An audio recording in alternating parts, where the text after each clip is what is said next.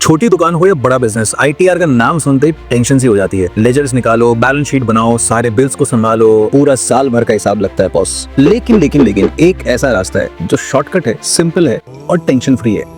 जी हाँ, presumptive taxation under section 44AD। इसमें ना बुक्स बनानी पड़ती है, ना सीए के चक्कर लगाने पड़ते हैं। बस सेल का अमाउंट लिखो, 6% या 8% के हिसाब से प्रॉफिट डिक्लेयर करो और आईटीआर फाइल कर दो। बस यही गलती हो जाती है, लेकिन यही शॉर्टकट लोगों को प्रॉब्लम में डाल देता है और इनकम टैक्स नोटिसेस इनवाइट करता है। तो इस वीडियो के अंदर आज हम वो कॉमन मिस्टेक्स जो सेक्शन 44AD या 44ADA यूज करते समय आपको नहीं ले करनी है, वो मिस्टेक्स के बारे में बताएंगे और इस सेक्शन का आप कैसे बेनिफिट ले सकते हैं और इसके लेटेस्ट अपडेट्स क्या हैं बजट 2025 के अकॉर्डिंग, वो सारी चीजें आज इस वीडियो में डिकोड करेंगे हम, सीए रजत चितानी यानी मेरे साथ। तो सबसे पहले समझते हैं आखिर सेक्शन 44AD और सेक्शन 44ADA है क्या और इन दोनों में क्या डिफरेंस है। सिंपल भाषा में बोलें तो गवर्नमेंट ने एक सिंपल प्रिजम्पटिव टैक्सेशन यानी अजम्पशन बेस्ड टैक्सेशन स्कीम बना रखी है छोटे व्यापारी और छोटे प्रोफेशनल्स के लिए। छोटे व्यापारियों से मेरा मतलब है जिनका सालाना टर्नओवर 2 करोड़ रुपए से कम है, और छोटे प्रोफेशनल से मतलब है जिनकी एनुअल रिसिप्ट्स यानी सालाना फीस कलेक्शन 50 लाख रुपए से कम है। लेकिन ध्यान रहे, कमीशन एजेंट्स सेक्शन 44AD या ADA दोनों के लिए एलिजिबल नहीं होते, चाहे वो इंश्योरेंस एजेंट्स हो या मंडी में काम करने वाले आड़तिये हो या कोई और तरह का कमीशन बिजनेस करते हो, वो लोग ये प्रिजम्पटिव टैक्सेशन का फायदा नहीं ले सकते। अब ये स्कीम तो है सर, पर इस स्कीम का बेनिफिट क्या है? सबसे पहले इंपॉर्टेंट बात है कि आपको बुक्स ऑफ अकाउंट्स मेंटेन करना मैंडेटरी नहीं है इसके अंदर।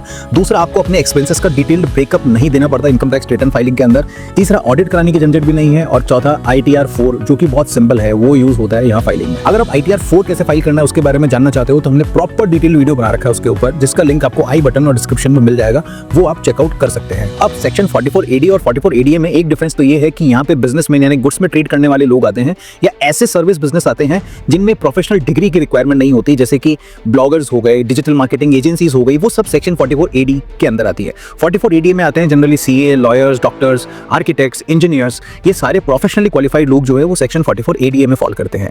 अब ये दोनों सेक्शंस के अंदर प्रिजम्पटिव टैक्स रेट्स भी अलग अलग हैं। सेक्शन 44AD बोलता है कि आपकी अगर सारी रिसिप्ट्स बैंक से आ रही है तो जो बैंकिंग टर्नओवर है आपका उसका 6% प्रॉफिट और कैश का जो टर्नओवर है उस पे 8% मिनिमम प्रॉफिट आपको डिक्लेयर करना होगा।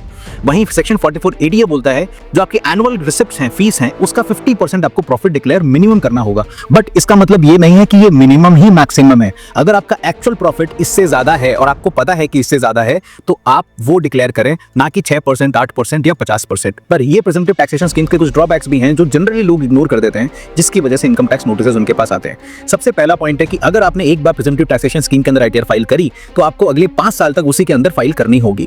अगर आपने एक भी साल बाहर निकले उस स्कीम से और ITR फाइल करी तो फिर अगले 5 साल इनकम टैक्स आपको वापस री एंट्री अलाउ नहीं करेगा प्रिजम्पटिव टैक्सेशन के अंदर। दूसरा पॉइंट है कि अगर आपने प्रिजम्पटिव रेट्स के ऊपर अजम्पशन बेसिस पे प्रॉफिट्स डिक्लेयर कर दिए हैं तो फिर आपको अलग से और एक्सपेंसेस का ब्रेकडाउन या बेनिफिट नहीं मिलेगा। लेट्स से कोई बोलता है कि सर मेरे पेट्रोल के एक्सपेंस का क्या हुआ, मेरे डेप्रिसिएशन के एक्सपेंसेस का क्या हुआ, वो सारे एक्सपेंसेस गवर्नमेंट मान रही है कि जब आपने 6%, 8% या 50% प्रॉफिट डिक्लेयर किया है तो बचे हुए 90%, 92%, 50% के अंदर वो सारे खर्चे इंक्लूड हो गए हैं, उनका आपको अलग से डिडक्शन अलाउ नहीं होगा। तीसरा इंपॉर्टेंट पॉइंट है कि वैसे तो प्रिजम्पटिव टैक्सेशन के अंदर बुक्स ऑफ अकाउंट्स मेंटेन करना मैंडेटरी नहीं है, लेकिन इसका मतलब ये नहीं है कि आपको रिकॉर्ड्स मेंटेन ही ना करें, क्योंकि अगर इनकम टैक्स स्क्रूटनी ओपन हुई तो बेसिक स्टेटमेंट जैसे सेल परचेज के डॉक्यूमेंट्स और बिल्स, जैसे कि आपके bank account statement, loan account statement, trade card statement, cash book, ये कुछ चीजें आपसे डिपार्टमेंट मांग सकता है और वहां पे आपकी जिम्मेदारी बनती है कि आप वो डॉक्यूमेंट्स प्रोवाइड करके एक ओवरऑल आइडिया और प्रॉफिट पिक्चर अपनी प्रेजेंट करें इनकम टैक्स डिपार्टमेंट को। एक और मिथ जो बहुत सारे लोगों को ये है कि भाई हमने प्रिजम्पटिव टैक्सेशन ऑप्ट करके इनकम टैक्स रिटर्न फाइल करिए तो हमारा TDS कोई काट ही नहीं सकता।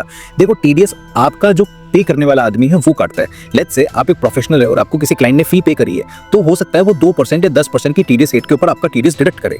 वैसे ही अगर आप एक छोटे व्यापारी हो और आपने किसी बड़ी कंपनी से, एक ही कंपनी से साल भर में 50 लाख से ज्यादा का माल खरीद रहे हो तो वो आपका TDS 0.1% डिडक्ट कर सकता है on total sale made to you during the year. तो रिटर्न फाइलिंग करने से पहले फॉर्म 26A जरूर चेक करो और अगर आपका TDS कटा हुआ है तो उसका रिफंड क्लेम करना ना भूलना। पांचवा सबसे इंपॉर्टेंट पॉइंट है कि सेक्शन 44AD और ADA इंडिविजुअल्स, HUF और पार्टनरशिप फर्म्स के लिए हैं। लिमिटेड लायबिलिटी पार्टनरशिप्स और प्राइवेट लिमिटेड, ये दोनों एंटिटीज ही इसका फायदा नहीं उठा सकती। एक बहुत बड़ा अपडेट जो बजट 2025 से आया है कि अगर आपके मोर देन 95% रिसिप्ट्स डिजिटल हैं यानी बैंकिंग मोड से हैं तो आप 3 करोड़ रुपए तक के टर्नओवर कोड पे भी presumptive taxation under section 44AD का बेनिफिट ले सकते हो। अब चलते हैं उन गलतियों की तरफ जहां 95% से ज्यादा लोग गलतियां करते हैं। इसमें सबसे पहली बड़ी गलती है कि अपना प्रॉफिट 6% या 8% के हिसाब से डिक्लेयर करना।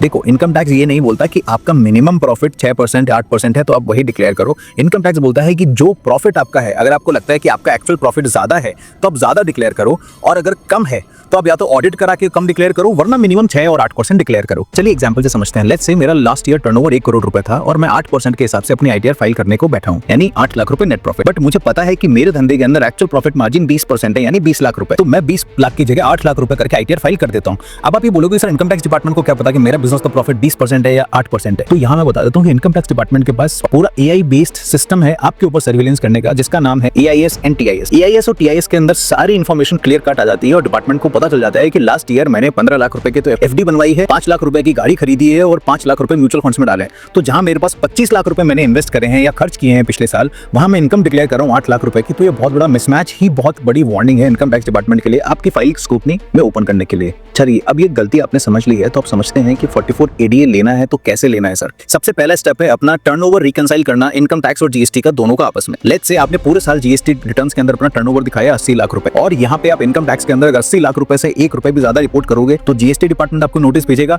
और आप 80 लाख रुपए से 1 रुपए भी कम रिपोर्ट करोगे तो इनकम टैक्स डिपार्टमेंट आपको नोटिस भेजेगा। तो इंपॉर्टेंट ये है कि आपका GST का और इनकम टैक्स का दोनों का टर्नओवर मैच होना चाहिए। अगर किसी में भी अंडर रिपोर्टिंग हुई है तो उसको करेक्ट कर सकते हैं आप। दूसरा है कैश सेल्स और बैंकिंग सेल्स, दोनों का बाइफरकेशन अलग अलग देना होता है। यहाँ पे अंदाजा नहीं काम करता, आपको एक्यूरेट नंबर देना है। लेट्स से मेरा पूरा साल भर का टर्नओवर अगर 1.5 करोड़ रुपए है और उसमें से 1 करोड़ डिजिटल पेमेंट्स और बैंकिंग चैनल से आ रहा है और 50 लाख कैश से, तो मेरे को 50 लाख कैश से और 1 करोड़ डिजिटल पेमेंट्स के थ्रू बताना पड़ेगा डिपार्टमेंट को, क्योंकि आईटीआर भरते वक्त एक्यूरेसी चाहिए, अंदाजा नहीं। तीसरा स्टेप है अपने बैंक अकाउंट का हिसाब तो आप हर कोई अपने हाथ खुद से बनाओ, जैसे कि आपके saving account, current account, loan account, credit card, इन सब का हिसाब आपको बनाना है, ताकि गवर्नमेंट जिस दिन अगर कभी आपकी फाइल खोले तो ऐसा नहीं हो कि वो हिसाब बना के आपको बताए। अगर आपको हिसाब पता होगा तो आप आईटीआर एक्यूरेटली फाइल कर पाओगे और स्क्रूटनी और नोटिस के खतरे से बचे रहोगे। चौथा इंपॉर्टेंट पॉइंट है अपना इंडस्ट्री का रेशियो जानो। आप सिमिलर लाइन ऑफ बिजनेस के अंदर हो, आज सेक्शन 44AD या ADA के अंदर रिटर्न फाइल करते समय आपसे पूछता है कि आपका बिजनेस एक्टिविटी कोड क्या है, आप कौन सी इंडस्ट्री में हो।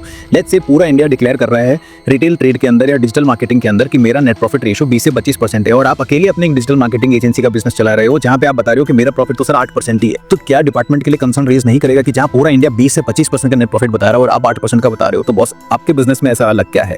आपकी स्क्रूटनी पहले खोलेगा। तो ये ध्यान रहे अपने इंडस्ट्री के एवरेज नेट प्रॉफिट रेशियो पे भी नजर रखें। इसके अलावा एक और क्रूशियल पॉइंट है प्रूफ्स मेंटेन करना। अगर कोई भी तरह की कैपिटल रिसिप्ट्स है, कैपिटल रिसिप्ट्स का मतलब वो रिसिप्ट्स या वो पैसा जो आपके पास आया हो बट आपका सेल या इनकम ना हो, जैसे गिफ्ट से मिला हुआ पैसा या आपने कोई लोन लिया हो, वो पैसा, यहाँ पे इनका प्रूफ मेंटेन करना बहुत जरूरी है। जैसे गिफ्ट्स के केस में गिफ्ट डीड और लोन के पेपर्स के अगर में लोन सैंक्शन लेटर या लोन का एग्रीमेंट, ये प्रॉपर प्रूफ आपके पास होने चाहिए। कोई भी ऐसी बड़ी एंट्री के जिसको आप टर्नओवर में काउंट नहीं कर रहे। एक और इंपॉर्टेंट पॉइंट है year on year profit manipulation से बचो। ऐसा नहीं हो कि लास्ट ईयर तो आपने प्रॉफिट रेट दिखाई है 20% और इस साल प्रॉफिट रेट लेके आ गया 8% और उसके अगले साल फिर से ले गए 25%। जब ईयर ऑन ईयर अगर इतना वेरिएशन और नेट प्रॉफिट रेशियो में दिखाओगे तो वो भी स्क्रूटनी में आ सकता है। फाइनली मेरी बात समझो दोस्तों, 44AD को प्रिजम्पटिव समझ के अंडर एस्टिमेट मत करो, सिंपल समझ के गलतियां मत करो, रूल्स को क्लियरली समझो। ये वीडियो ज्यादा से ज्यादा अपने साथ के व्यापारियों को, दोस्तों को, सबको शेयर करो जो प्रिजम्पटिव टैक्सेशन के अंदर आईटीआर फाइल करते हैं और अपनी आईटीआर या इनकम टैक्स स्क्रूटनी नहीं चाहते हैं। साथ ही अगर आपको जरूरत लगे तो आप प्रोफेशनल हेल्प सीए की जरूर लें, क्योंकि वो आपके फायदे के लिए काम करने बैठे हैं। ना सिर्फ मैं, पूरे हिंदुस्तान के सीए बैठे हैं आप लोगों की एक्यूरेट इनकम टैक्स फाइलिंग करवाने के लिए। और मानो मेरी बात, इनकम टैक्स रिटर्न फाइलिंग करवाने से, आपका टैक्स का पैसा एक्स्ट्रा जमा करवाने से हम सीए लोगों को कोई फायदा नहीं होता। हमको तो वही फायदा है जो आपको फायदा है। तो हर सीए अपने क्लाइंट्स के लिए बेस्ट एडवाइस करेगा। जरूरत पड़े तो प्रोफेशनल हेल्प जरूर लें। अगर वीडियो पसंद आई हो तो प्लीज वीडियो को लाइक करना ना भूलें और चैनल सब्सक्राइब नहीं किया है तो प्लीज सब्सक्राइब कर लें, क्योंकि आपके सब्सक्रिप्शन से हमें मोटिवेशन मिलता है। मिलते हैं अगले वीडियो के अंदर, तब तक के लिए बाय बाय, जय हिंद।